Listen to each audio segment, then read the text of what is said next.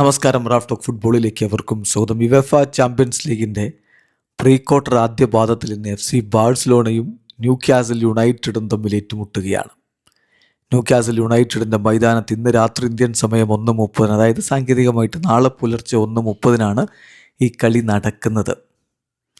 അപ്പോൾ ഈ കളിക്ക് മുന്നോടിയായിട്ട് പ്രീ മാച്ച് പ്രസ് കോൺഫറൻസിൽ പങ്കെടുക്കവേ കോച്ച് ഹൻസി ഫ്ലിക്ക് വളരെ കൃത്യമായിട്ടൊരു കാര്യം പറയുന്നു.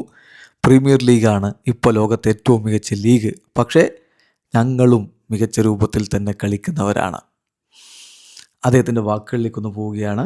Premier league is the best league in the world. സംശയമില്ല, പ്രീമിയർ ലീഗ് തന്നെയാണ് ലോകത്തെ ഏറ്റവും ബെസ്റ്റായിട്ടുള്ള ലീഗ്. ഇൻക്രെഡിബിളാണ്. ഒരുപാട് പണം അവർക്കുണ്ട്. അവരതൊഴുക്കി ടീമുകൾ ബിൽഡ് ചെയ്യുന്നു.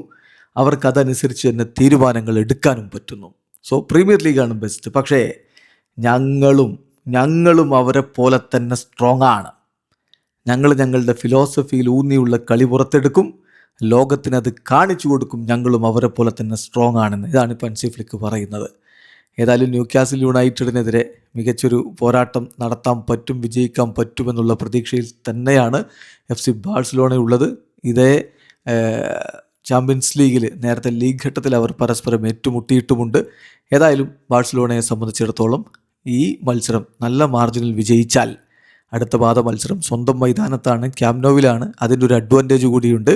ഇന്ന് പോസിറ്റീവ് റിസൾട്ട് ഉണ്ടാക്കുക തന്നെയാണ് ഫ്ലിക്കിൻ്റെയും സംഘത്തിൻ്റെയും ലക്ഷ്യം. വീഡിയോ അവസാനിക്കുന്നു. ഫുട്ബോൾ ലോകത്തെ കൂടുതൽ വിശേഷങ്ങളുമായി റാഫ് ടോക്സ് വീണ്ടും എത്താം.